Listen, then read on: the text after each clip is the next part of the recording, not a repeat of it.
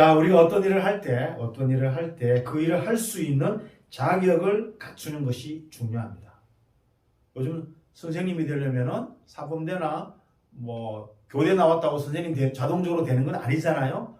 교원 임용고시에 통과를 해야 되는 거죠. 공무원이 되려면 공무원 시험에 합격을 해야 되고, 목사가 되려면 신대원 나와서 2년간 인턴 전도사 생활을 하다가 3년째 시험을 쳐서 합격을 해야 목사 안수를 받고, 이렇게 사회에서 각양각색으로 어떤 일을 하고자 하면은 그 일에 합당한 자격을 갖추는 것이 중요한 거죠. 그래서 우리 사회는 자격증이 참 많이 있습니다. 이런 자격을 갖추는 것이 중요하죠. 그리고 또 자리나 지위가 참 중요하죠. 거기에 어떤 사람이 앉느냐에 따라서 조직의 흥망성쇠가 좌우되기 때문입니다. 그래서 사람들은 자리나 지위가 사람을 만든다라고 얘기합니다. 자리나 지위가 그 자리에 앉는 사람이 그 지위에 앉음으로써 그 이전에 볼 수 없었던 그런 그런 어떤 새로운 역할들을 하게 되는 것을 우리 최근에 보게 됩니다. 러시아와 우크라이나 대통령, 우크라이나 전쟁 가운데 우크라이나 대통령이 전직이 뭐였죠? 직업이 개그맨 코미디언이었어요. 그런데 전쟁이 일어나고 보니까 그 사람이 코미디언뿐만 아니라 한 나라를 책임지고 쉽게 굴하지 않는 그런 사람이라는 것을 알게 된 것이죠. 자리나 지위가 사람을 만들기도 합니다. 그럼에도 불구하고 조직이나 공동체를 이끌어가기 위해서는 단순히 그 자리에 앉는 것만으로는 부족합니다. 합당한 사람이 앉아야 되죠. 합당한 사람이 자리에 앉아 있어야 하는데 이게 쉬운 문제가 아니에요. 세상이나 교회에서 자격을 제대로 갖추지 못한 채 자리만 탐내는 자들에 의해 전체 공동체가 아픔을 겪게 되고, 또 그로 인해 큰 후유증을 경험하게 됩니다. 합당한 사람의 자격 조건은 물론 능력도 갖춰야 될 뿐만 아니라 태도와 자세의 문제가 더불어 있는 거죠. 오늘 우리는 본문을 통해서 엘리의 두 아들 홈니와 비느하스, 그리고 또 사무엘이라는 이런 세 사람을 통해서 하나님의 일을 하는 자, 즉 하나님의 사람의 자격 조건이 무엇인지를 한번 살펴보고자 하는 것이죠. 여기서 하나님의 사람이라는 것은 목사뿐만 아니라 여러분들도 왕 같은 제사장이라고 부름을 받았지 않습니까? 우리가 주님 안에서 하나님의 부르심을 입은 자들이기 때문에 저나 여러분들이 다 하나님의 사람들입니다. 이런 하나님의 사람들의 그런 조건이 있을 텐데, 그 조건이 오늘 본문을 통해서 한번 살펴보자면, 첫 번째, 하나님의 사람은 기본적으로 하나님을 알아야 합니다. 저나 여러분들, 우리가 하나님을 알 수 있는 최선의 길은 무엇이죠? 최선의 길은 하나님의 말씀이 기록된 성경을 읽는 것입니다. 성경을 읽으면서 하나님을 알아가는 것이 기본입니다. 그리고 성경 말씀을 통해서 지속적으로 하나님을 알아가야 하는 것이죠. 성경을 통해서 하나님을 알아가는 일이 가장 기본적인 방법이고 변치 않는 원칙이에요. 그런데 사람들은 성경을 옆으로 제쳐두고 다른 방법으로 하나님을 알고자 하는 사람들이 많은데, 그러다가 콩고 다치고 옆길로 새기 일수죠. 우리는 하나님의 말씀인 성경을 통해서 하나님을 만나는 훈련을 해야 됩니다. 단순히 성경 이렇게 있으니 성경 말씀 읽어라고 해서 하나님을 알아가는 게 아니라 하나님 말씀을 지속적으로 읽는 훈련을 해야 된다는 거죠. 어르신들이 눈이 침침하면 어떻게 해야 되죠? 들으면 되죠. 요즘은 다 녹음이 돼 있어가지고 그냥 다 이렇게 다 들려줍니다. 그리고 요즘 유튜브에 보면은 공동체 성경 읽기를 해서 이렇게 화면에 읽어주고 자막도 처리되어서 1년에 쭉 따라가면 하루에 3장, 4장씩 따라가면 1년에 1독할 수 있도록 공동체 성경 읽기라는 그런 유튜브에 그런 프로그램을 만들어서 몇 년 전부터 제공되고 있어요. 노력하기만 한다면은 눈이 침침해도 성경 말씀을 들을 수 있고, 우리가 성경을 가까이 하고 있으니까 얼마든지 성경을 읽을 수 있죠. 그런데 이게 훈련이 돼야 돼요. 계속적으로, 지속적으로, 반복적으로 하나님 말씀을 대하는 훈련, 습관이 되어야 되는데 어쩌다가 한번, 그러나 일주일에 한번 예배 와서 목사님 설교 듣는 식으로 말씀을 대한다면 그 사람은 하나님을 만나기가 쉽지 않게 되는 거예요. 하나님 말씀 읽는 것도 훈련인 거예요. 하나님 말씀을 가까이 대하는 것도 하나님을 사랑하는 방법이라는 거죠. 그런데 우리가 성경을 읽으면서 실수하는 것이 있습니다. 우리가 개역 개정판이지만 그래도 좀 군데군데 어려운 부분들이 많아요. 그래서 저도 목사인 저도 개역 개정판을 읽고 지금 우리가 가지고 있는 성경책 원래 이름이 개역 개정판입니다. 개역 개정판이라는 성경을 읽고 있지만 저는 이 성경만 읽는 것이 아니라 저도 이 성경을 읽으면서 무슨 말이지라고 잘 못 알아들을 때가 있어요. 그때는 세번역 성경을 읽습니다. 세번역 성경을 또 부족하다면 또 천주교 성경도 있습니다. 거기도 성경 번역 잘 되어 있거든요. 그런데 우리가 성경을 읽으면서 실수하는 것이 뭐냐면은 성경의 이야기는 그 이야기가 행해지는 문맥 속에서 참된 의미를 갖는다는 거예요. 이건 성경 이야기뿐만 아니라 세상 이야기도 마찬가지인 거예요. 우리 특히 정치 관련 부분을 보면은 어떤 사람이 이 말을 했다고 했을 때 그 말이 어떤 상황에서 그 말이 나왔는지 제쳐두고 이 사람이 그 말을 했다는 그 부분만 가져와서 상대방을 공격하는 것이 정치의 주된 행태입니다. 그런데 우리가 성경을 읽으면서도 이런 세상의 방법처럼 이렇게 성경을 이해할 수 있다는 거죠. 그런 성경의 이해는 뭐냐 하면은 성경을 지속적으로 차례대로 읽는 게 아니라 그냥 가끔 성경책 펼쳐서 읽다가 자기 마음에 드는 그런 성경 말씀을 좋아하는 사람들의 주된 특징이죠. 문맥을 따라 성경을 읽어야 되는데 문맥을 제외하고 그냥 어느 특정 한 구절을 가져와서 성경을 읽게 되고 그 말씀을 자기 마음에 새기게 될 때 큰 코가 다치게 된다는 거죠. 전후 문맥을 제외하고 특정 말만을 가져와서 판단하게 되면 뜻이 완전히 달라져 버립니다. 그래서 성경은 문맥 속에서 읽게 되는 거죠. 예를 들어 보겠습니다. 욥기 8장 7절 말씀입니다. 욥기 8장 7절 말씀은 여러분들이 좋아하는 성경 구절일 겁니다. 내 시작은 미약하였으나 내 나중은 심히 창대하리라. 아멘입니까? 아멘 하시죠? 제가 이런 말을 한다는 건 이 말씀이 욥기 8장 7절 내 시작은 미약하였으나 내 나중은 심히 창대하리라는 이 말씀이 한 구절만 딱 떼우면 맞는 말씀인 것 같지만 이 말씀을 성경 문맥 속에서 읽으면 이 말이 잘못된 말이라는 거예요. 사업하시는 분들의 사무실에 가면 종종 이 말씀을 새긴 현판이 달려있죠. 자, 이 말이 무엇이냐? 이 말은 본문의 문맥에서 읽고 해석되어야 된다는 거죠. 욥기 8장 말씀을 쭉 한번 읽어보겠습니다. 이 8장의 말씀은 욥을 위로하러 온 세 사람의 친구 가운데 수아 사람 빌닷이 욥에게 한 말입니다. 빌닷이 욥에게 이런 말을 합니다. 네가 어느 때까지 이런 말을 하겠으며 어느 때까지 내 입의 말이 거센 바람과 같은가. 욥을 책망하고 있죠. 내 자녀들이 주께 죄를 지었으므로 주께서 그들을 그 죄에 버려두셨나니. 욥의 10자녀가 한날 한시에 죽었죠. 생일 축하하다가 생일 축하 파티에서 10명이 한날 한시에 죽었어요. 근데 수아 사람 빌닷이 뭐라 그러죠? 네 자녀가 죽은 것은 너 자녀들이 하나님 앞에 죄를 지었기 때문이야 라고 이렇게 얘기하는 거예요.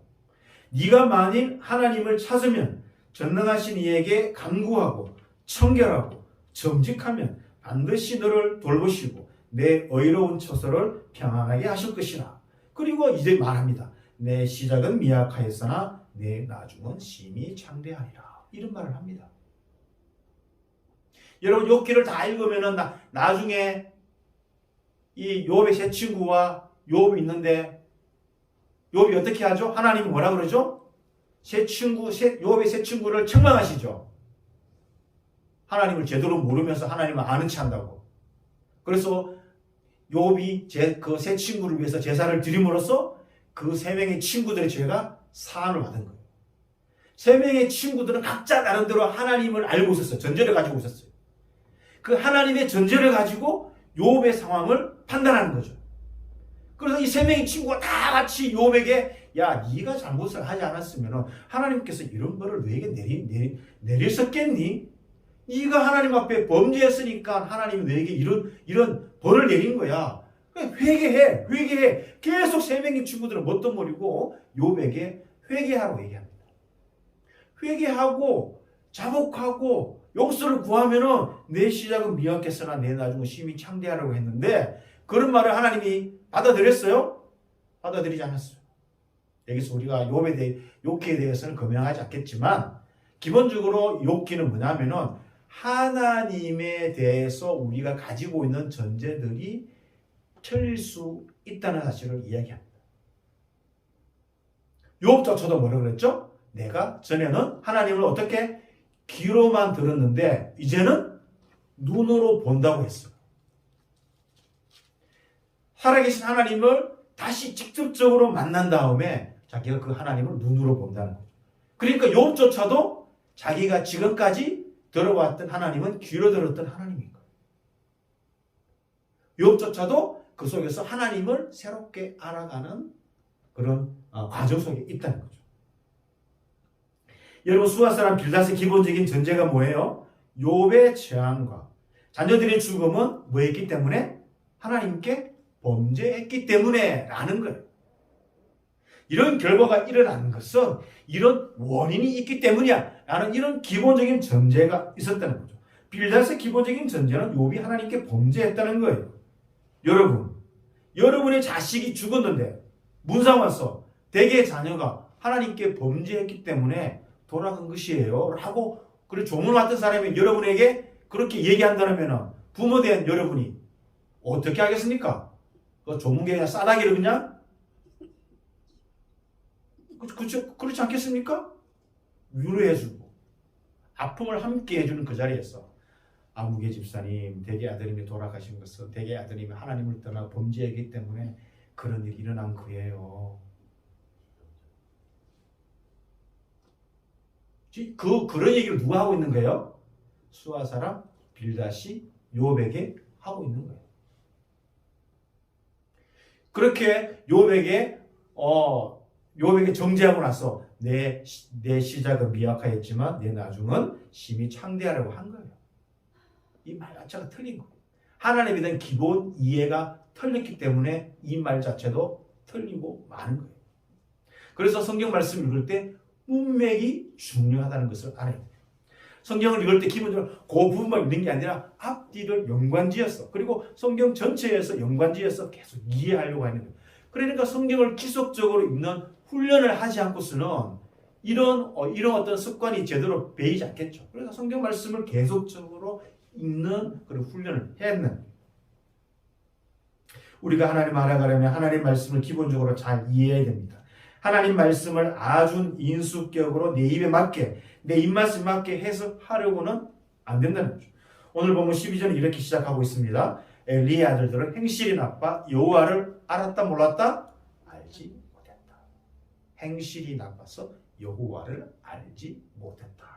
제사장임에도 불구하고 누구보다도 하나님을 잘 알아야 되는 제사장임에도 불구하고 성경 말씀은 그 제사장들이 하나님을 알지 못했다. 하나님을 알지 못하는 제사장들이 어떻게 이스라엘 백성들을 하나님 앞으로 이끌 수 있겠느냐라는 말입니다. 엘리의 아들 홈니와 비느하스는 당연히 하나님을 알아야 하는 자들입니다. 그래서 하나님의 일을 하는 자의 제일 첫 번째 자격 요건은 하나님을 아는 것입니다. 하나님을 잘 모르는데 교회 직분을 덤성덤성 맡겨서 되겠습니까? 안 되죠. 교회를 좀 더 잘 섬기고자 하면 하나님 말씀에 능통하라가 아니라 하나님 말씀을 통해서 하나님을 알아가고자 하는 그런 연습, 훈련, 그것이 되어 있는지, 그걸 삶의 습관으로 자리 잡아 있는지, 그걸 교회가 확인해야 된다.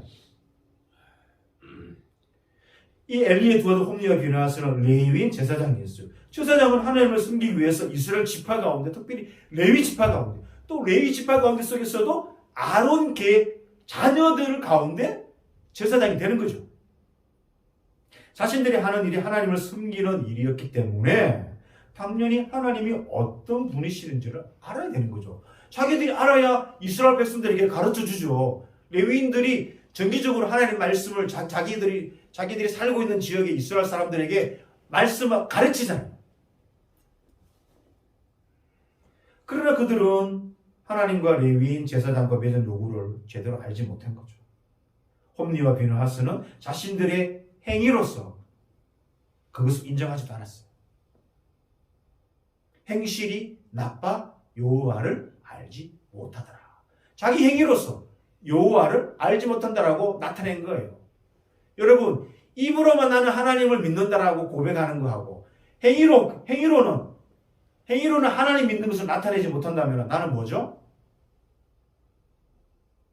실질적인 무신론자예요. 예수님 말씀하셨죠? 나더러 주여 주여 하는 자마다 하나님 나라에 합당하지 않다고. 입으로 고백하는 것과 행위로 살아가는 것에서는 이퀄 관계가 되어 있는 거예요. 동격 관계가 되는 거죠. 실질적인 무신론자는 무엇입니까? 입술로만 나는 하나님이 없다라고 얘기하는 자가 아니라 행위로서 하나님이 없다는 것을 드러내는 자들이 실질적인 무신론자예요. 그럼 교회 안에서도 실질적인 무신론자가 있을까요? 없을까요? 있어요. 삶으로는 그렇게 살아가지 못하니까. 우리가 이 행하는 것에 대해서 우리가 좀 잘 생각해 보아야 하는 거예요. 자, 제사장의 사원이 실로 성소의 제사, 예배드리러 온 모든 이스라엘 사람들에 대해서 3살 갈고리, 쉽게 얘기하면 삼지창 정도 되겠죠, 그죠? 3살 갈고리를 가져와서 막 예배드리고 있는 와중에 냄비나 가마에서 조리되고 있는 고기를 향해서 그냥 푹 찔러 넣어서 그 갈고리에 걸려 나오는 것을 제사장 목으로 챙겨갔습니다. 레위기 읽어보면은 이렇게 제사장의 목을 챙겨가라고 기록된 곳이 없어요. 출애굽기에. 정말 실로 어처구니 없는 일들이 버젓이 자행되고 있는 장면을, 충격적인 장면을 우리가 오늘 보는 거예요. 이들의 악행은 한 걸음 더 나아가 기름을 태우기도 전에 생고기채 제사장의 목을 강탈했습니다. 고기 맛을 안 거죠. 삶은 것보다 구워서 먹는 것이 훨씬 맛있다는 것을 이들이 안 거죠. 여러분, 구운 고기 안 드셔보셨습니까? 고기 구워 먹는 게 더 맛있죠? 네, 맛있습니다. 이들도 그걸 안 거죠. 자, 예배드리는 자들이 기름을 태워 하나님을 향해 향기로운 냄새를 바란 후에 제사장에게 돌아가야 할 음식을 줘야 되는 거죠. 먼저 예배를 드린 다음에 그 이후에 제사장에게 돌아가야 할 음식이 있는 거죠. 그걸 그 다음 차례로 주어야 되는데, 그럼에도 불구하고 이 제사장의 사원은 억지로 제사장의 몫의 고기를 빼앗았던 것이죠. 제사에는 관심이 없고 제사밥에만 관심이 있었다는 것을 명확하게 보여주고 있는 것입니다. 하나님을 섬기는 자는 제사를 통해서 그리고 이스라엘 백성들과 하나님 사이의 그런 관계 회복, 화목제 또는 죄의 그런 속함을 나타내는 그런 제사를 드린 다음에 그런 귀중한 일을 담당하고 그 뒤에 자연적으로 하나님께서 정해놓은 그런 제물의 남은 부분이 돌아옴에도 불구하고 이런 순서대로 진행되어야 된다라고 분명하게 하나님께서 말씀해 주셨음에도 불구하고 이 엘리의 두 아들 홈리와 비느하스는 이 순서를 뒤바꿔 버렸어요. 하나님이 정해놓은 예배의 순서를 이 홈리와 비느하스가 뒤바꿔 버렸다. 이 뒤바꿔 버린 게 뭐죠? 하나님을 알지 못하는 것, 하나님을 무시하는 것, 오늘 말씀에 보면은 이 소년들의 죄가 여호와 앞에 심히 크면 그들이 여호와의 제사를, 여호와 예배를 뭐하였다? 멸시하였다. 17절에 그렇게 얘기하는 거예요. 제사장의 직분을 남용하여 자신들의 이익을 취하려고 했던 거죠. 재물 자체만 관심을 두고 그것으로 자신들의 배를 채우려고 했던 것이죠. 이런 행위가 여호와의 제사를 멸시하는 행위이고 하나님을 알지 못한다는 거죠. 이런 행위가 하나님을 알지 못하고 하나님을 멸시하는 행동이었다라는 것이죠. 행위 자체로 나는 하나님을 모른다라고 밝혀버리고 간 거죠. 하나님을 안다는 것은 인격적인 체험이 있다는 거예요.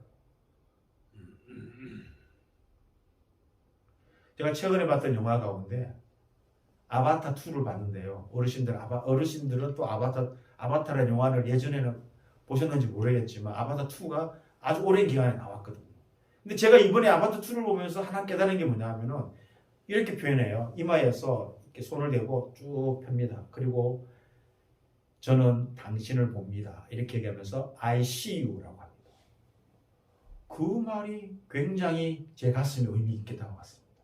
사람과 사람이 만나는데 인사하는데 저는 당신을 봅니다. I see you라는 말이 그냥 면상을 본다는 게 아니라 당신의 전 존재를 봅니다.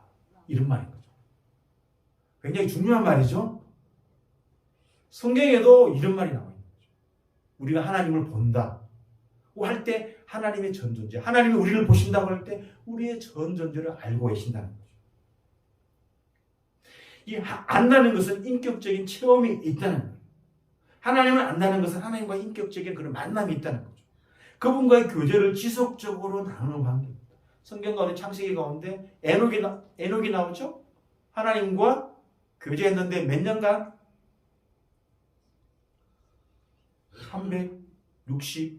365년간 하나님과 동행했어요. 그 말은 뭐예요? 1년 365일.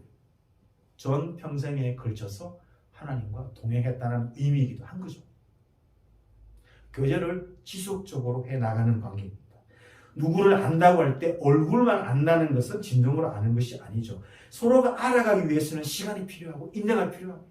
제자들이 예수님을 알아가는 과정에서 3년이라는 세월이 필요했고 그리고 그 후에도 과정이 필요했었어요.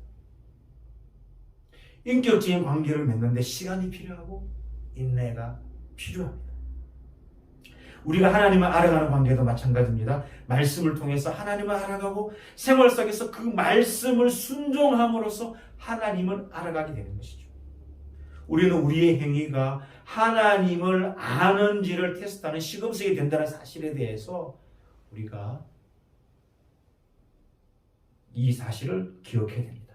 사랑하는 성도 여러분, 하나님의 사람인 저와 여러분들은 성경을 통해서 더 깊이 하나님을 알아가시기 바랍니다. 그리고 삶을 통해서 여러분의 삶 가운데 그 말씀이 그렇게 역사하시는지 그 말씀에 순종함으로써 하나님과 인격적인 교제를 나누며 하나님을 아는 지식에서 자라가시기를 주님의 이름으로 축원합니다. 둘째로 하나님의 사람의 자격 조건 무엇일까요? 그 둘째는 하나님의 사람은 범죄 앞에 단호하게 대처해야 됩니다.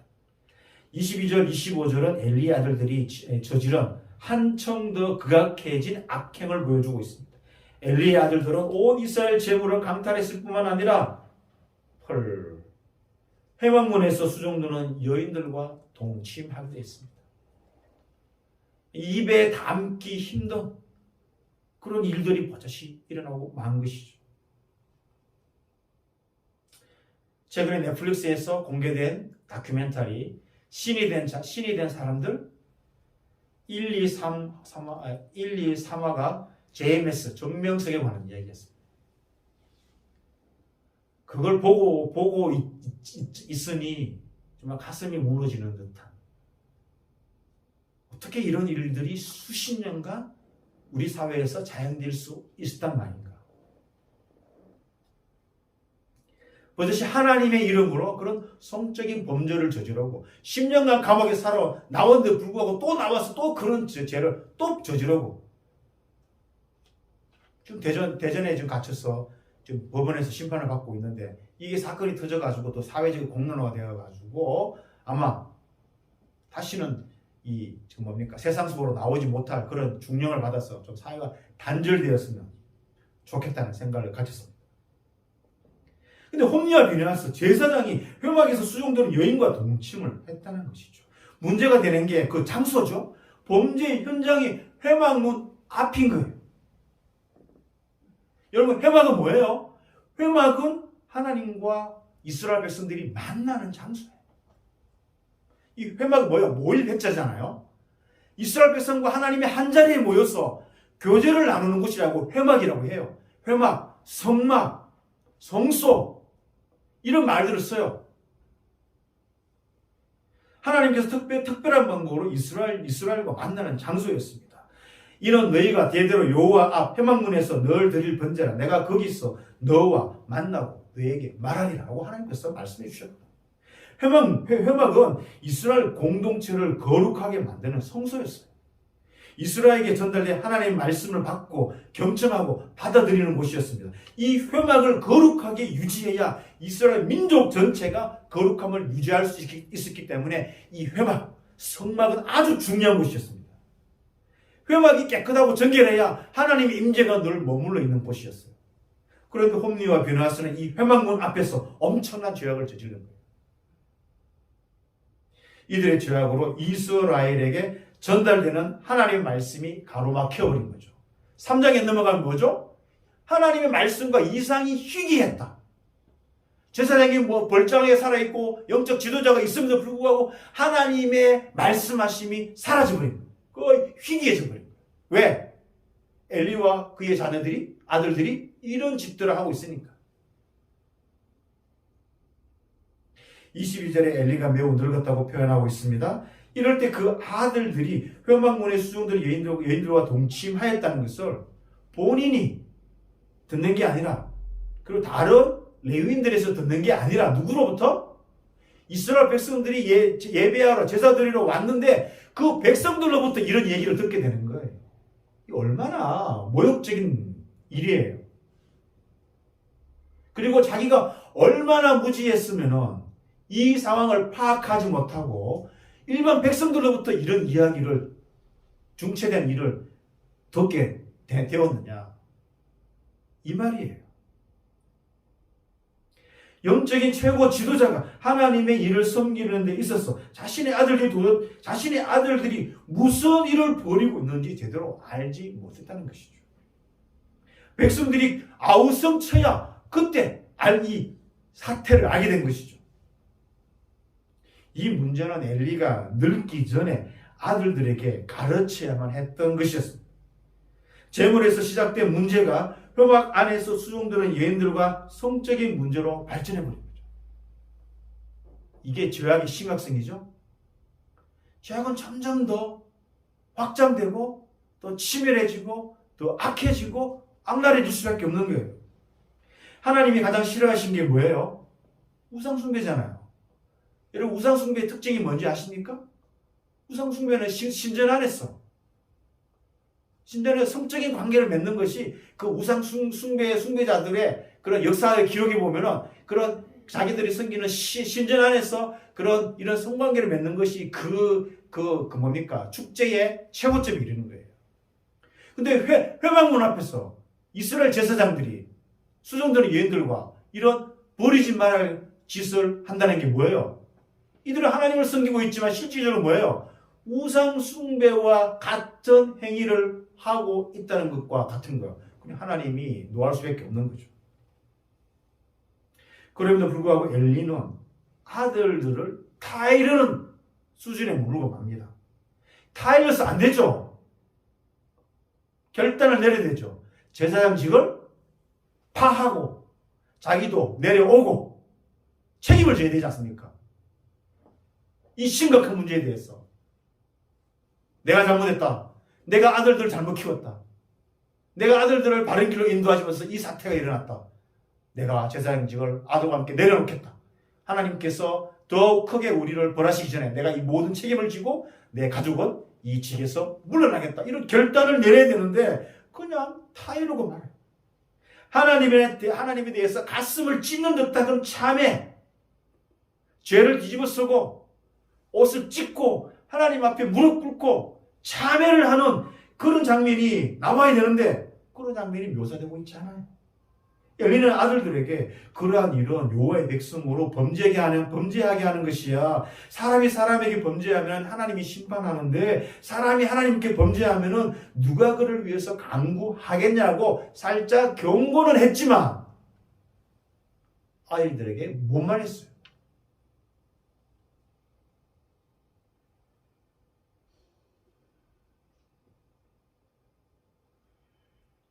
아들들이 전혀 듣지 않았죠. 하나님께서 그들을 죽이시기로 작정하셨기 때문입니다. 그들에게 회개할 능력을 박탈해 버린 거죠. 하나님이 강박하게 하시면은 회개가 불가능한 상태가 되고 만다는 것은 성경의 여러 가지 사건을 통해서 우리가 확인하는 거예요. 하나님이 일을 하는 사람들은 이처럼 자신을 무너뜨릴 수 있는 범죄 앞에 단호해야 됩니다. 우리 예수님도 뭐라 그러죠? 눈이나 손이나 발이 죄를 범하거든 차라리 떼어내든지 찍어버리든지 그렇게 하는 게 나을 거야. 사지 멀쩡하고 지옥불에 던져지는 것보다 장애를 가지고 천국에 들어가는 것이 더 낫지 않겠어? 그렇게 얘기하면서 죄에 대해서 단호하게 대처하라고. 실질적으로 뭐 이렇게 자르고 하라고 하는 게 아니라 그만큼 죄에 대해서 단호하게 결단력 있게 대처해야 된다고 우리 주님도 말씀하신 것입니다. 우리와 가정과 교회를 올바르게 세워나가는데 뭐예요? 죄에 대해서 단호하게 대처해야 한다는 것입니다. 특별히 자신에게도 엄격해야 되겠지만 자녀들의 죄의 문제에 대해서도 엄격하게 대처하는 것. 그 부모로서의 자녀에 대한 사랑함이에요. 그래서 하나님의 사람으로 온전히 부끄러움 없이 살 수 있는 그런 성도들이 될 수 있다는 거예요. 하나 더 남았지만 시간이 너무 지났기 때문에 여기서 마치도록 하겠습니다. 두 가지에서 했습니다. 하나님을 알아가는 것은 말씀을 읽는 훈련들을 지속적으로 해야 되겠다. 그리고 하나님의 사람은 범죄 앞에 단호한 대처를 해야 자기를 살리고 가정을 살리고 교회를 살리고 공동체를 살리고가 되는 거예요. 이런 단호함이 없이 하나님의 사람으로 쓰임받지 못한다는 사실을 기억하고 살아가는 하나님의 사람들이 되시기를 주님의 이름으로 축원합니다.